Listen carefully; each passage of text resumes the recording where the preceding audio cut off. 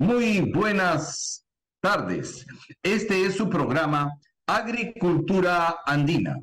Agricultura Andina para todos nuestros socios y socias a lo largo de la Sierra del Perú y la Selva del Perú, y también de todos los países andinos.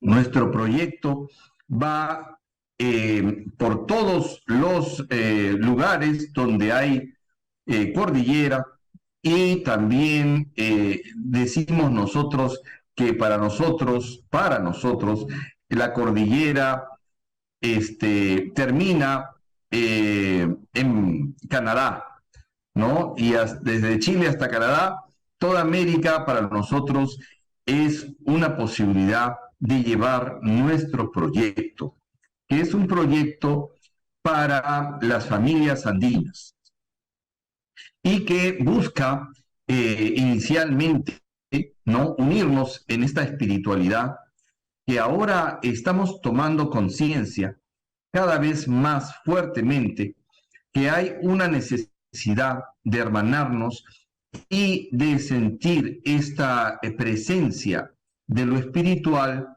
que podemos palpar ya nosotros aquí en los Andes peruanos. Sentimos pues el espíritu de la tierra, el espíritu que hay en las montañas y en las semillas y las plantas, en los vegetales, en los animales.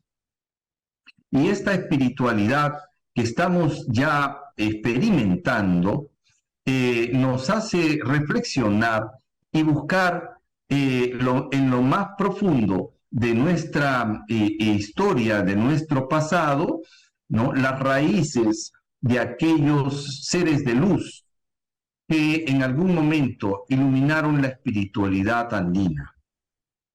Desde aquellas épocas precolombinas, preincas, y que marcan el presente de nuestra sociedad andina, de nuestra identidad como país, de nuestra identidad como personas, pero que también nos ayudan a evolucionar y a mejorar cada día como seres de luz, como seres auténticos, como seres que buscan noblemente la verdad y estamos pues totalmente conscientes de que estamos en contra de la violencia, de cualquier acto egoísta del ser humano, y más bien en este proceso de identificación con la naturaleza divina que entendemos está en nosotros, pero también está plasmada en la naturaleza como la conocemos, en nuestros cerros, en nuestros ríos, en nuestro mar. Y de eso vamos a hablar precisamente hoy día con un invitado especial, nuestro amigo Amadeo Valer Farfán. Voy a presentar muy escuetamente su experiencia. Él estudió en la Universidad San Antonio Abad del Cusco como arqueólogo, historiador, y bueno, es un representante muy importante. No sé si sea el único libro que tenga o tenga más escritos, me imagino que sí, ¿no? Sobre los incas y sobre la cultura inca. Entonces, hemos pensado en él para que nos pueda ayudar a poder entender esta espiritualidad andina, ¿no?, desde lo profundo, desde la antigüedad, desde los rastros históricos, arqueológicos, encontrando la verdad de las cosas. Como siempre decimos, para ser un ser de luz hay que estar con la verdad. Y como somos un centro de investigación, buscamos la verdad en las pruebas reales, auténticas, en las demostraciones arqueológicas, en las comprobaciones científicas. Entonces, presento pues con ustedes, ¿no?, a nuestro amigo Amadeo, quien nos hablará sobre esto, y me gustaría nos hablaras inicialmente sobre tu experiencia y qué haces allá en el Cusco. Muy buenas tardes, Amadeo, desde la ciudad imperial, acá a Lima, Perú, enlazados con toda la red de agroparques andina. Adelante, Amadeo. Muy buenas tardes, Luis, ingeniero Luis Aliaga. Aquí, bueno, me dedico a la investigación del rico pasado cultural que tiene nuestro país. Producto de ello, he publicado hasta la fecha 2 libros. Uno de ellos lleva por título El Cusco Inca, que ya está agotado. Vamos a sacar una tercera edición. Habla desde el punto de vista científico, una interpretación de los sitios arqueológicos más importantes del Cusco. Y mi segundo libro, que habla sobre la vida política y administrativa de los gobernantes incas. Este libro último también lo tenemos en versión en inglés. Bueno, me he dedicado a mostrar los incas, el mundo andino, al resto de países. He visitado y he sido invitado por ciertas universidades para hablar de los incas, y también en la actualidad me dedico al guiado turístico cultural. Hay personas que están muy interesadas en conocer nuestro pasado y también me dedico a ello, y así a muchas otras actividades más que se presentan. Bien, perfecto, Amadeo Valer. ¿Qué coincidencias encuentras tú, ¿no?, de aquello que se dijo que los españoles encontraron grandes similitudes con relación a la religiosidad que ellos traían católica y la espiritualidad inca, y encontraron tantas eh, relaciones, paralelismos, que se dedicaron a destruirlos, simplemente a destruirlos, porque no entendían o no les gustó, ¿no?, de que ya una cultura ancestral que no tenía contacto con el pueblo de Israel, ¿no?, ya tendría conceptos incluso del monoteísmo, ¿no? Se habla mucho de que los incas eran politeístas, y ahora último estamos tomando conciencia de que Huiracocha era pues el máximo concepto, ¿no?, de la deidad inca. Y entonces habría la posibilidad de llegar a una afirmación de que los incas eran monoteístas. Bueno, ese intento de mostrar ello a la población europea parte de Inca Garcilaso de la Vega en los comentarios reales de los incas, ¿no? Publicado por primera vez en 1609. Demostrar de que, bueno, había una tendencia de creer en un Dios supremo, que según él era el sol, ¿no? Más que Huiracocha, ¿no? Inclusive, a pesar de que él también habla de la existencia de Huiracocha. Hay un debate abierto entre especialistas en afirmar si los incas tuvieron como deidad principal a Huiracocha o al Inti. Y en realidad entre investigadores creo está un 50-50. Los que defienden de que Huiracocha fue la deidad principal, muchos de ellos lo quieren concebir a Huiracocha como una deidad muy parecida a la deidad católica o cristiana, ¿no? Es decir, a la voz que le hablaba a Moisés en el desierto, o el Padre de Jesús, es decir, inmaterial, creador de todo lo existente.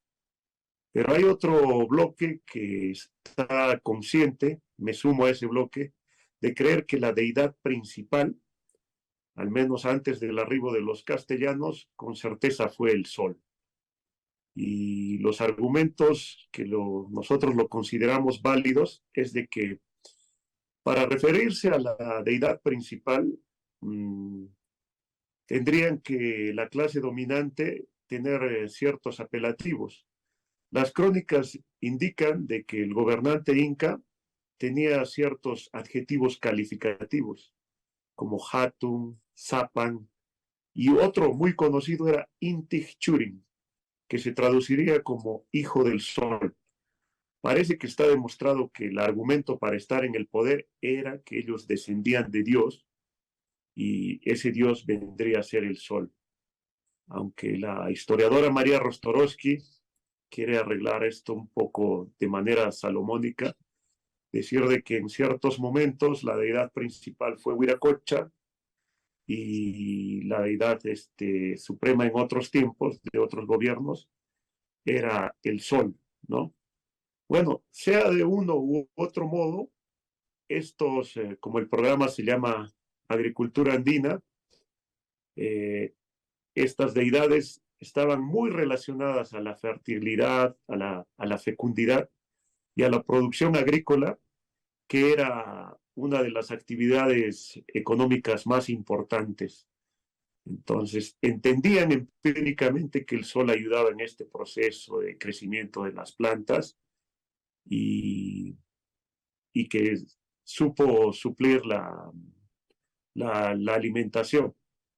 Los incas probablemente, como son conocidos mundialmente, no hayan sido los mejores astrónomos, probablemente no los mejores arquitectos, probablemente no muchas cosas, pero hay una cosa que sí hicieron.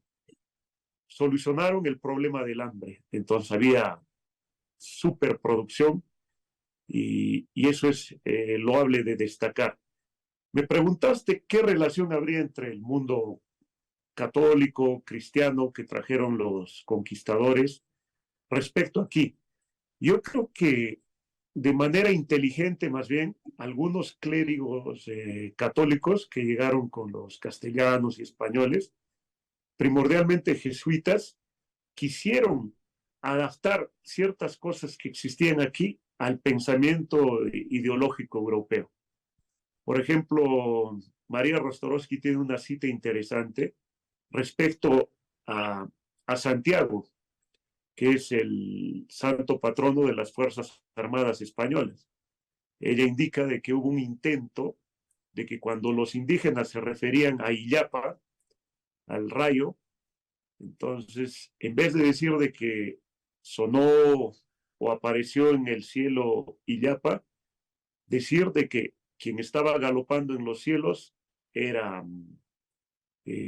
Santiago, ¿no? Santiago, entonces, relacionado al rey.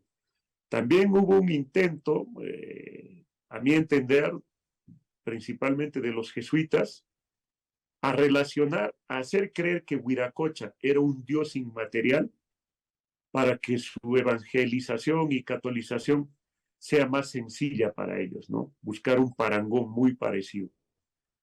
Pero esto también es muy debatible, porque George Squire, un explorador del siglo XIX, conceptualizaba a Huiracocha no como una deidad inmaterial y suprema, sino como un enviado del sol o un hijo del sol, ¿no? Entonces, esto también para la reflexión, ¿no? Muy interesante porque esto nos sirve de preámbulo para poder hablar sobre lo que nosotros estamos haciendo y buscando con las poblaciones andinas, es llegar con ellos en las más sensibles fibras de su conocimiento ancestral. Y es porque en realidad tenemos también, como ellos, mucho respeto por el suelo, por la tierra, ¿no? Que antes no lo teníamos, hay que ser sinceros. Antes no lo teníamos como ahora, porque antes no conocíamos lo que ahora conocemos, ¿no? Entonces hay que entender de que antes la agricultura estaba basada pues en agroquímicos, en pesticidas, después de la Revolución Verde creada en Estados Unidos, pues la cosa llevó a niveles de toxicidad que hemos creado una agricultura tóxica que está pagando la factura las generaciones presentes, ¿no? Entonces, tenemos en nuestro cuerpo, si hiciéramos un análisis especializado, muchas sustancias que no tendrían por qué estar allí, ¿no? Y que son dañinas y que acortan la vida, ¿no? Pero también una manipulación eh, irracional del material genético nativo. Y ya no hablemos del tomate, porque el tomate lo han hecho como han querido en todo el mundo y el tomate viene de nuestra tierra. Ni hablar de la papa, porque también la papa la dimos para que se solucionara en algún momento el hambre en el mundo. Ahora todo el mundo tiene papa, ¿no? Y nosotros pues conservamos nuestra papa nativa y procuramos ahora, en el último eslabón en la cadena, ¿no? De tratar de ya no usar los pesticidas que en otros países están prohibidos, pero que nos los envían a nosotros porque es un excedente que ellos tienen, ¿no? Entonces, cosas así, y el entender que la relación de los microorganismos en el suelo es la vida que sostiene al reino vegetal y que tiene una inteligencia que nosotros no comprendemos. Hasta ahí hemos llegado como científicos, a entender que no comprendemos nada y que las raíces de las plantas no son raíces efectivamente, sino que son hongos y otros microorganismos que en una comunicación inteligente alimentan a la planta y le llevan a la planta lo que necesita. Entonces hay una comunicación inteligente entre la planta y estos microorganismos. Esto ya ha sido desarrollado por la doctora María del Carmen Jaimes y esto inició hace más o menos 40 años en las universidades en California.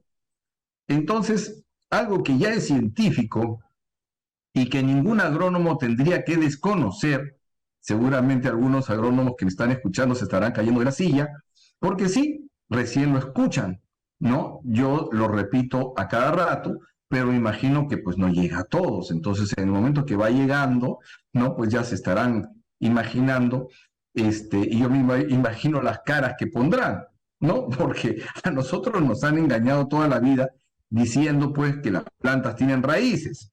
Y no, señor, no tienen raíces. Pero así como esa falacia, muchas de las cosas que nosotros nos hemos imaginado de la espiritualidad inca, eso quiere decir que si ya los incas habían tenido el concepto de esa espiritualidad en el sol, que por supuesto la energía del sol es la que alimenta, ¿no? Y que da a la fotosíntesis la posibilidad de generar recursos y generar alimento, ¿no? Y en esa comprensión de la fotosíntesis, un acto maravilloso, ¿no? Del amor de alguien, ¿no? Que nos ha sido dado para poder mantenernos y para poder reproducirnos también, porque una de las cosas importantes en toda cultura, ¿no? Es la capacidad de reproducción. Entonces, también había escuchado, y a ver si tú me hablas un poco al respecto, de ese mandato que tenían de los incas de reproducirse. Y había algunas cosas de la ética, ¿no? De la ética moral de los incas, ¿no? Como, pues por supuesto, no mentir, no robar. También estaba mal visto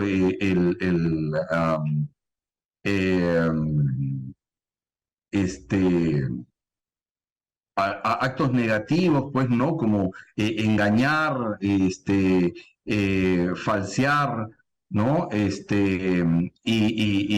Sobre todo en el caso de la pareja también, ¿no? Entonces, si nos pudieras hablar un poco sobre ese marco ético-moral que se había desarrollado tan eh, maravilloso en los incas y que vivían en tal armonía.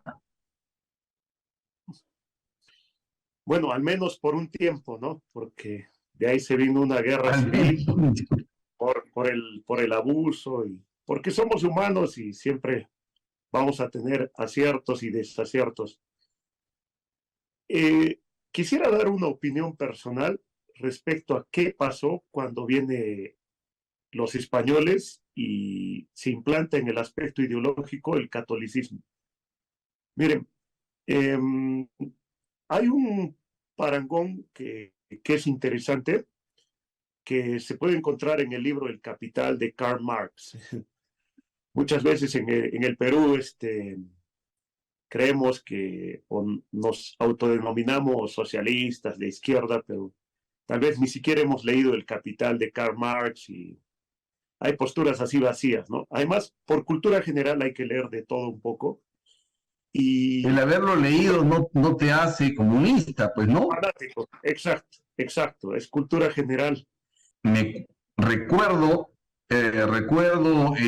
cuando estuvimos estudiando en la universidad, también, o sea, el módulo de conocimiento y sociedad, pues había que leer para poder sustentar una conversación alturada sobre el tema, pues había que haber leído pues a Marx y a Engels. Eso no quita porque es un conocimiento importante, ¿no? Y que eso a uno no lo hace socialista, ¿no?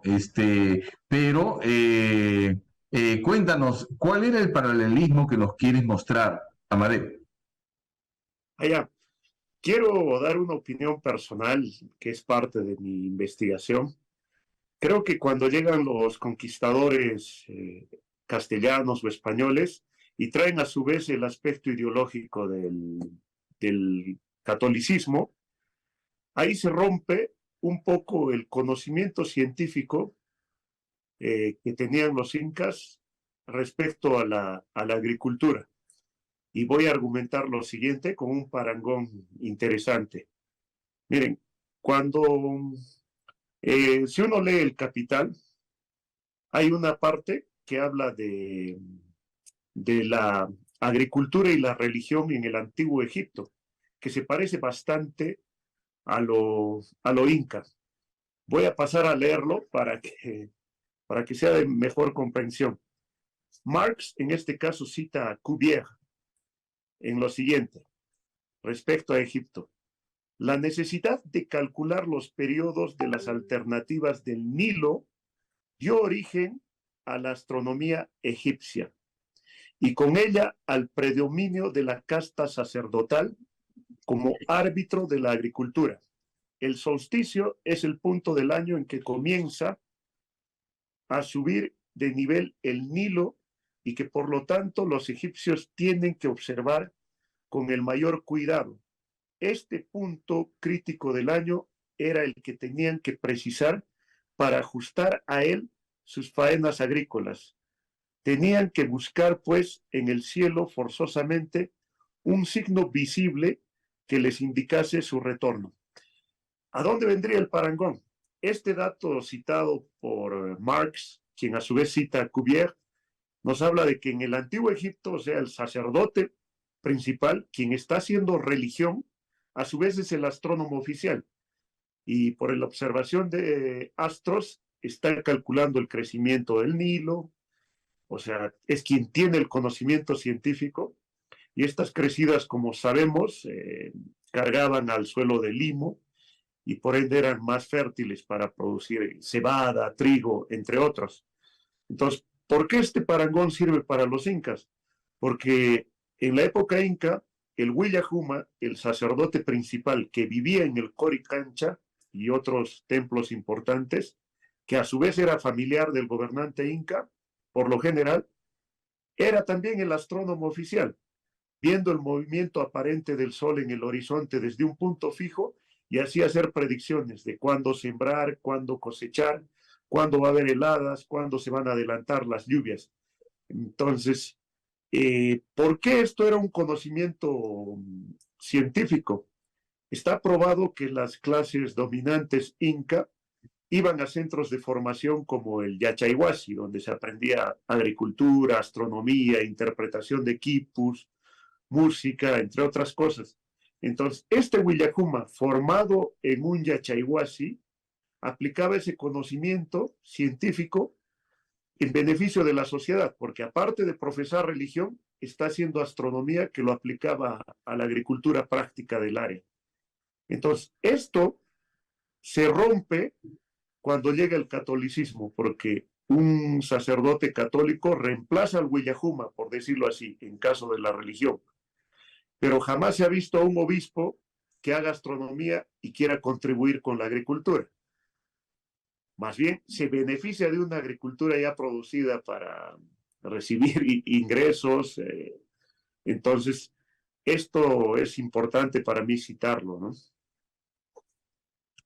Claro, y más todavía pensando de que la sostenibilidad alimentaria, los incas ya la habían conseguido, ¿no? Y la habían conseguido justamente por el buen manejo del conocimiento astrológico y el conocimiento de los movimientos, de los huaicos, de las lluvias, porque también entendían, pues, de que había una especie de unión, ¿no? Entre lo de arriba y lo de abajo, ¿no? Y que en simbología la lluvia pues fertilizaba la tierra, ¿no? Y a través de los huaicos también ellos aprovechaban pues ese limo, ¿no? Que así como también en Egipto utilizaban, ¿no? La bajada de los huaicos, ¿no? Para poder fertilizar las arenas de la costa, ¿no? Entonces, acá hay una gran cantidad de símiles, pero de entender que eran seres pensantes y seres con una espiritualidad muy superior, ¿no? Y que no habían, pues, las lacras, ¿no? Y si existían algunas desviaciones, porque sí las había, no podemos cerrar los ojos a que no habían desviaciones humanas, que sí las habían, no les daban la importancia y con eso la minimizaban, porque también tenían una rigurosa ley para evitar que se fuera de las manos también, ¿no? Algún desenfreno en la población. Cuéntanos sobre esos casos, Amadeo, por favor. Así, aunque en el Populorum se crea que el Amazúa, Maquella, Mayuya eran normas que reglamentaban el comportamiento de la sociedad inca y de las sociedades que lo precedieron, hoy está probado que este es un invento moderno. Eh, Ellos no necesitaban frases bellas para actuar en provecho de la sociedad, en beneficio de la sociedad, mejor aún, sino que era una sociedad altamente tecnificada y organizada en un tiempo, gracias a los técnicos, gente bien formada que salían de los yachaiguasis, y a su vez los campesinos de la población común que estaban aprendiendo la disciplina que le implantaban sus padres para hacer sus actividades, la agricultura, les resultó ser bastante beneficiosos.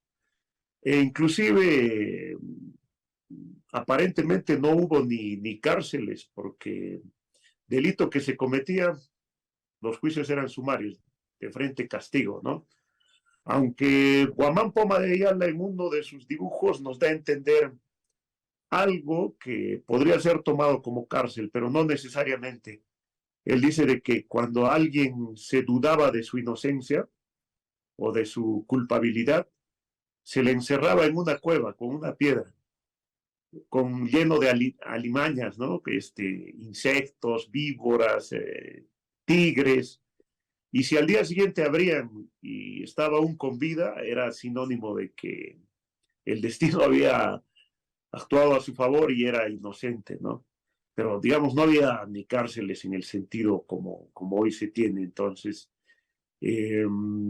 además, Luis Guillermo Lumbreras cita algo interesante respecto a lo que alguna vez ocurrió en el virreinato, en la Catedral del Cusco. Sabemos que muchos incas de la nobleza en el virreinato se asimilaron bien, ¿no? Incluso la corona española les dio sus escudos, les respetó sus propiedades y todo. Pero ellos alguna vez, saliendo de una misa católica, esto es citado por Lumbreras, por otros también, se vio de que un indígena noble inca escupió en la cara a una mendiga, ¿no? Entonces, desde el punto de vista español, esto era malo. Oh, qué malo este indígena, cómo no puede ser benevolente con una persona pobre que pide limosna. Pero no, tal vez desde el punto de vista indígena esto era humillante. En una sociedad que en el pasado todos trabajaban. Por eso hasta Guamán Poma de Ayala habla de la calle de las niñas que recogían flores, la calle de los lisiados, aunque les faltara una pierna, un brazo, seguían produciendo para el Estado, no era pretexto. Entonces, ver que llega la sociedad española y se implanta o se da con mucho ahínco ayudas en limosnas, para ellos pudo ser humillante porque era una sociedad que estaba acostumbrada al trabajo y no de poner pretextos si es que aún así te faltaba una pierna o los ojos. Algo podías producir por el Estado. Entonces, esto se consigue, ¿no?, en sociedades disciplinadas y cuyos castigos, por decirlo así, se llevan a la praxis, ¿no? Entonces, Sí, bueno, eran dos culturas que en ese momento estaban chocando y que tenían diferentes formas de ver la realidad, diferentes formas de entender lo puro, lo bueno, y que no tenían, en el caso de los incas, el concepto de la moneda, ¿no? Y del intercambio de valor por una moneda, que para ellos no constituía nada, ¿no? Porque no había pues un medio de intercambio económico entre los incas, ¿no? No había eso, más que la riqueza acumulada podría haber sido de repente la cantidad de animales, ¿no? Que también en sus oraciones y en su pedir, ¿no? A los ancestros y a la espiritualidad, al Inti, les pueda ser beneficiosa para aumentar sus ganados. Esa era en algunos casos la riqueza, creo, Amadeo, estoy equivocado. hay un libro interesante que es poco conocido, la escribe un sacerdote católico que era marxista, ¿no? Es interesante, Guido de Ram, el libro se llama Historia Rural del Perú. Muy interesante, ¿no? En una parte da a entender que la riqueza, seguramente él basado en crónicas y todo, la riqueza en época inca, donde no había moneda, ni un sistema asalariado, ni monetario, al menos si eras del pueblo, era la cantidad de parientes que tengas, que ya antes hablamos reducidamente de esto. ¿Por qué? Porque cuando no existe moneda, pero sí existe la reciprocidad a macroescala, que se plasma en la minca, el aini, incluso la mita inca, que era diferente a la mita española, sirve bastante tener familiares, allegados, Tupanay, Tuturay, que en la producción agrícola vas a tener más mano de obra y fácil porque lo tienen impregnado la reciprocidad. En cambio, ¿qué pasaba si eras huérfano? Entonces, o no tenías parientes. Te es más difícil enlazar y conseguir mano de obra. Por eso, en los diccionarios especializados, huacha, que se entiende como pobre, también significa huérfano. Entonces, la riqueza de alguien del pueblo común y corriente en ese entonces se pudo entender de aquel que tenía bastantes parientes, ¿no? Eso es algo interesante de resaltar.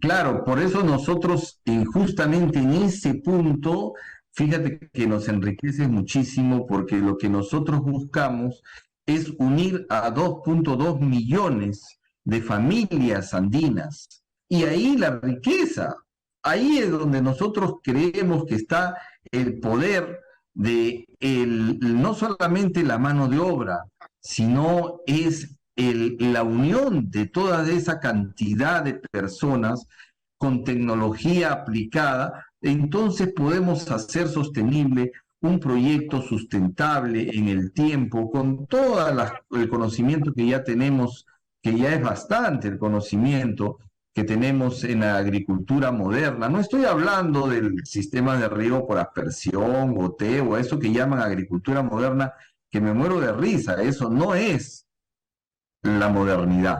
La modernidad es poder controlar, ahora sí que el sol, ¿no? Como el INTI, que nos ayuda en la fotosíntesis. Por eso nosotros trabajamos con invernaderos y no nos interesa las condiciones externas, si va a haber helada o no va a haber helada, porque adentro del invernadero nosotros controlamos todo. Entonces, esta tecnología aplicada en los Andes peruanos es justamente la que buscamos en esta gran familia, que después de llegar a los 2 millones de habitantes de familias andinas, vamos todavía más ambiciosamente a todos los países andinos a repetir eso, porque sabemos que en otros países andinos también hay pobreza, ¿no? Entonces hay que terminar con eso. A estas alturas, pues con esta tecnología que tenemos, ¿por qué no lo vamos a hacer? Pero con la espiritualidad, con la pureza y con seres de luz, ¿no? Que tengan esta conciencia de lo sagrado y que puedan tener esta pureza como la que tenían los incas, que me imagino se vieron muy sorprendidos con todas las atrocidades que traían los españoles, ¿no? Porque ya me imagino también al revés, ¿no?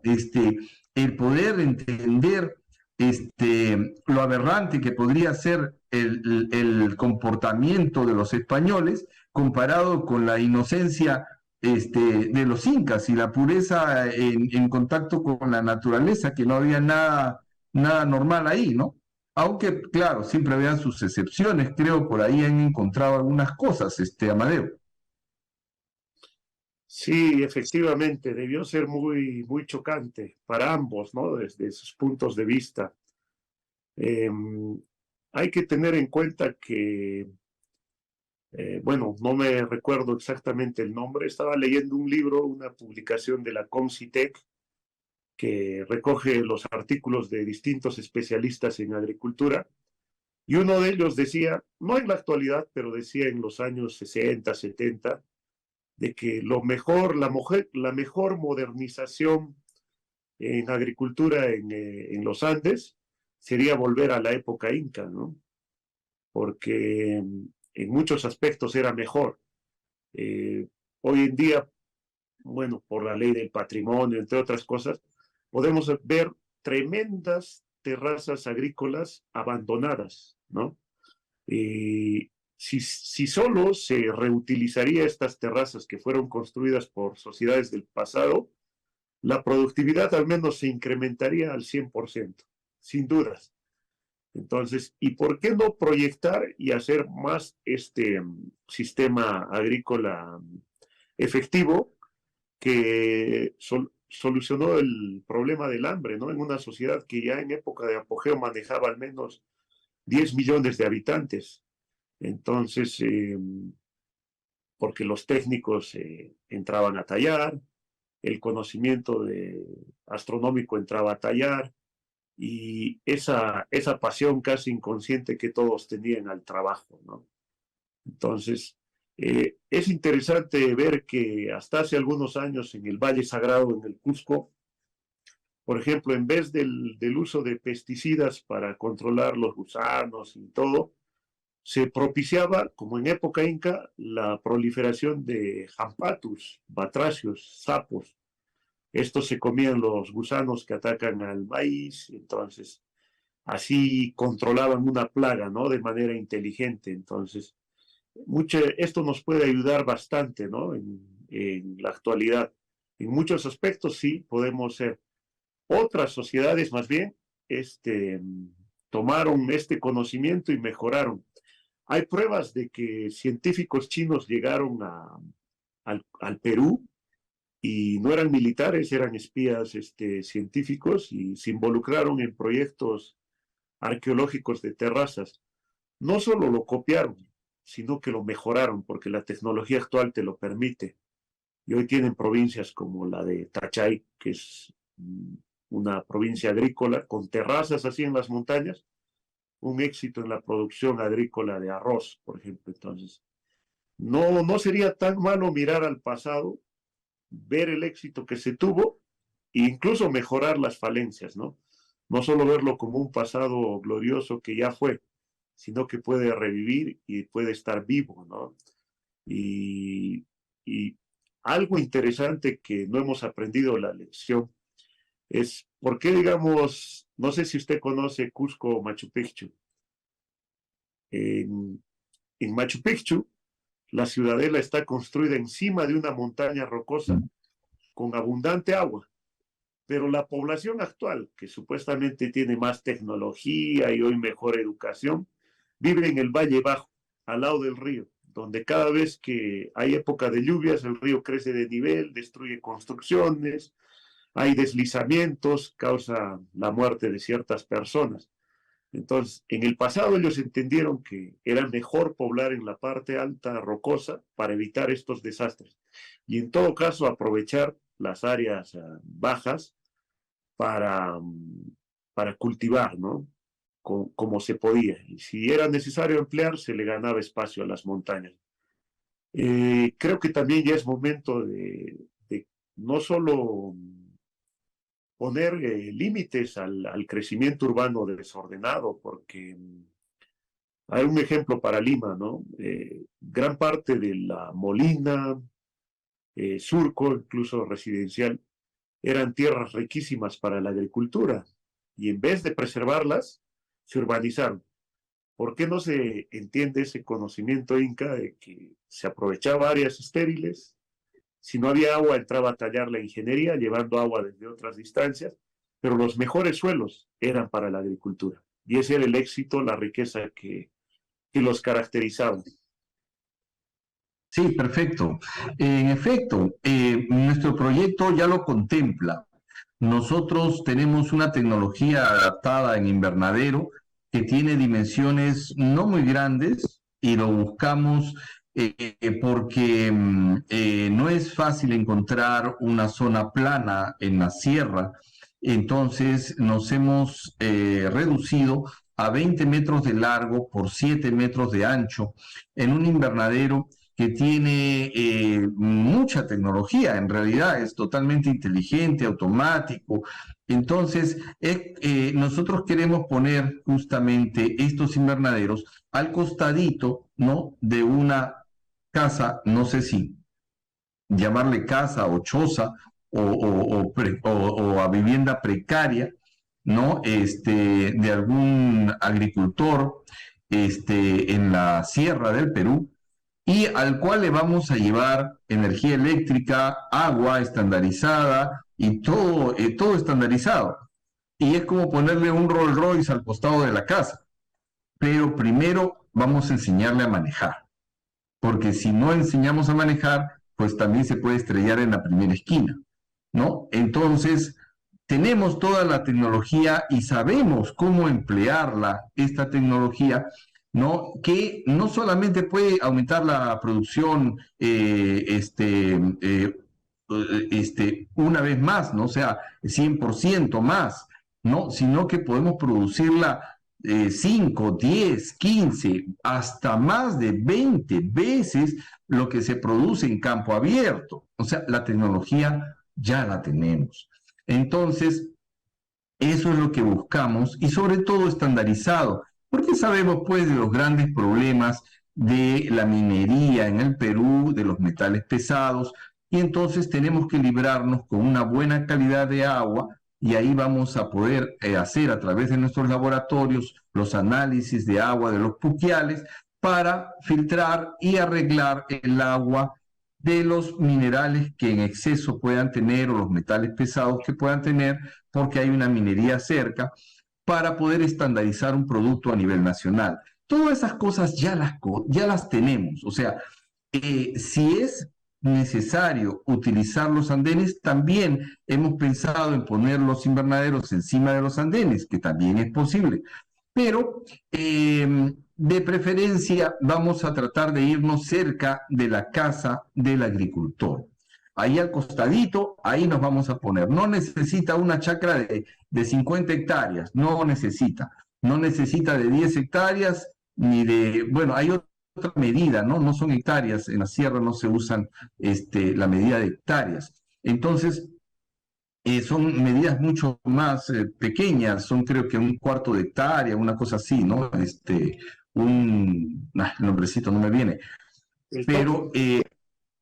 así es, topos, ¿no? Entonces, un topo, pues, es una fracción de terreno muy pequeña en donde sí entra un invernadero y que después puede entrar 2, 3, 4 invernaderos. Y después ya eso, ya creciendo el productor en su capacidad productiva, entonces pues sale de la pobreza, ¿no? Porque ya puede construir una casa mejor, porque ya puede tener una camioneta, porque ya puede tener o aparte que le llevamos en el agroparque, le llevamos escuela, ¿no? Le llevamos todos los insumos y las industrias que van a procesar en el mismo lugar, in situ, toda su producción. Sí, porque no vamos a dejar las cosas así.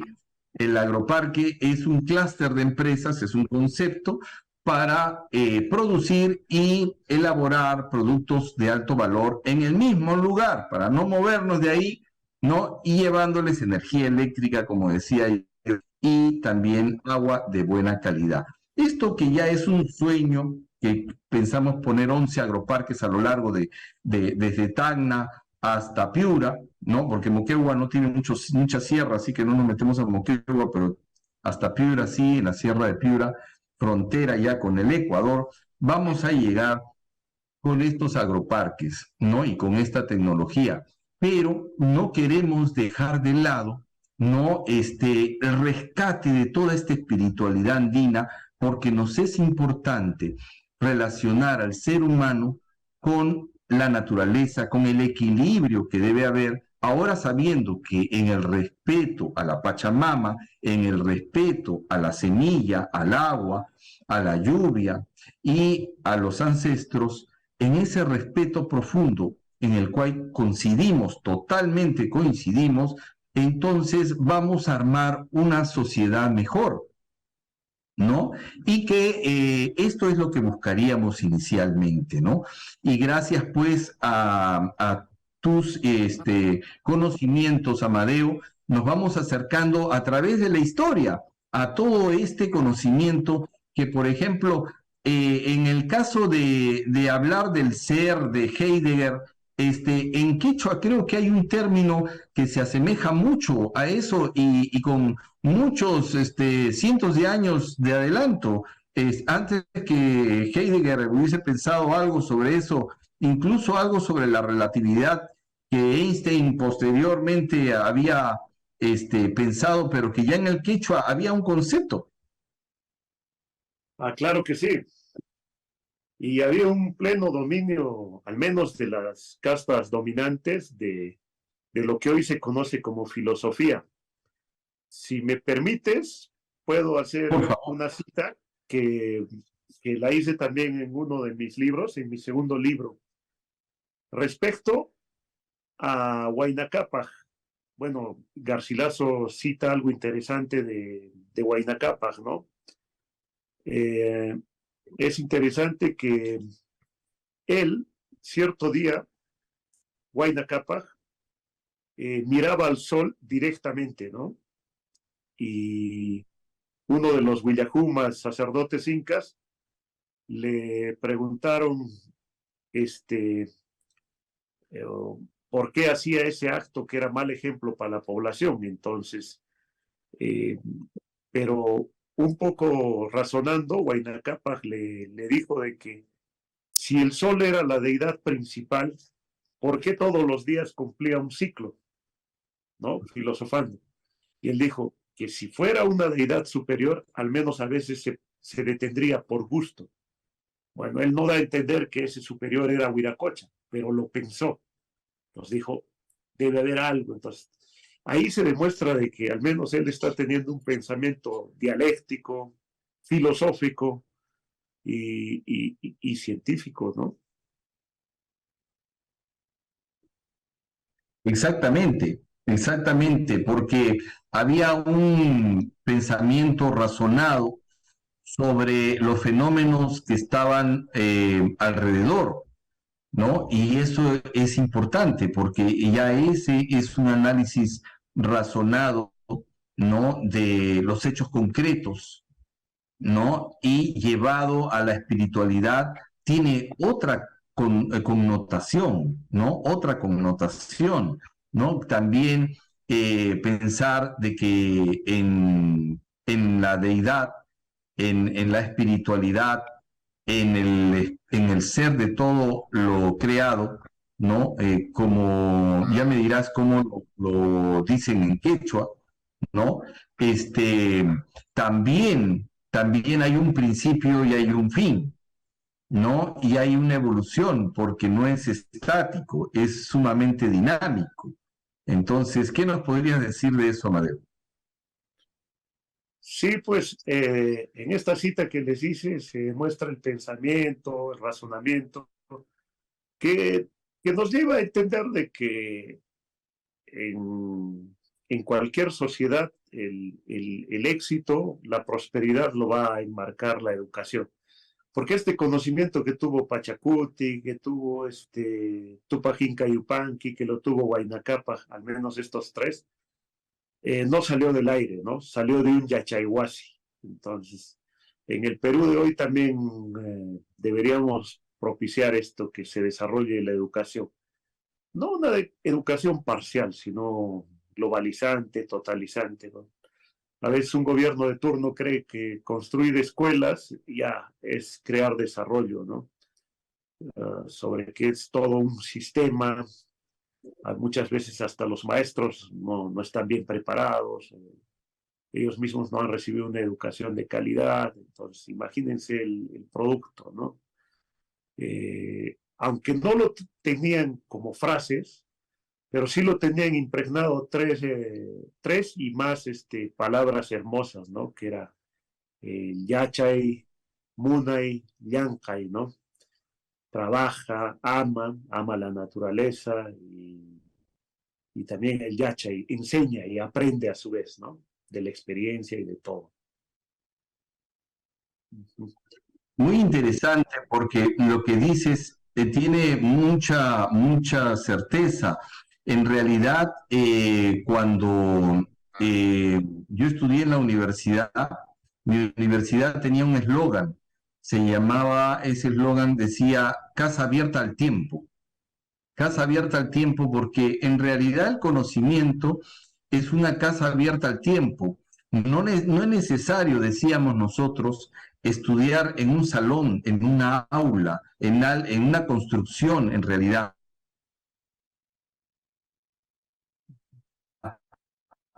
Nos podíamos salir al jardín y tirarnos en el pasto, discusiones, ¿no? Que algunas veces se llevaban hasta los grados filosóficos, ¿no? Pero con demostraciones científicas de las verdades que estaríamos discutiendo, cualquiera sea ella, ¿no? Puede ser pues la fotosíntesis o el azúcar o el agua, ¿no? O los fenómenos naturales, ¿no? O las relaciones bióticas, qué sé yo, ¿no? Pero todo eso no necesitaba, pues, de ladrillos y cemento para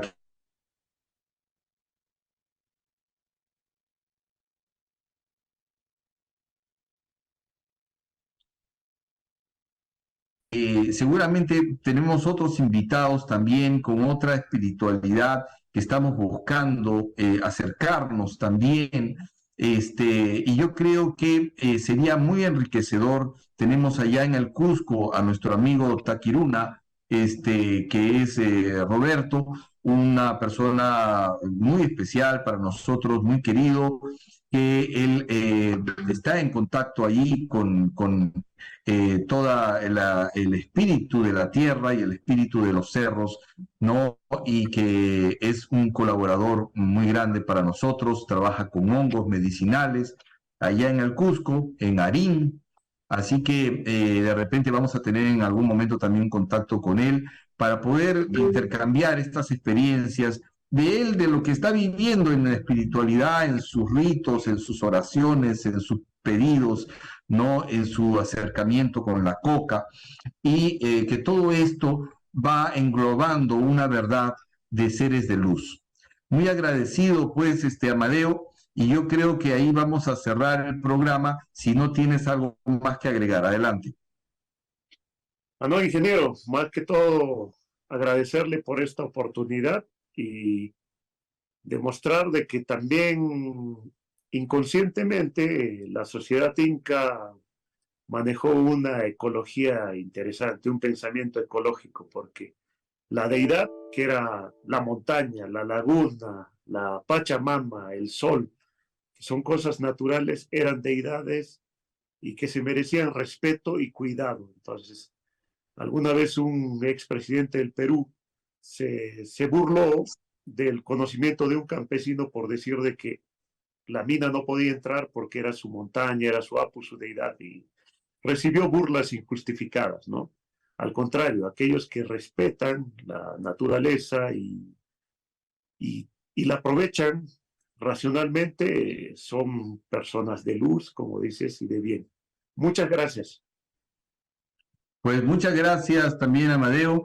Y pues entonces ha sido gracias a Radio Miraflores, la auténtica, que nos proporciona este espacio para poder difundir estas verdades para los seres de luz, y con nuestro nuevo amigo Amadeo, que esperemos se una a nuestro staff de investigadores científicos que tenemos en el centro de investigación. Muy importantes sus contribuciones, y este ha sido un programa de Agricultura Andina.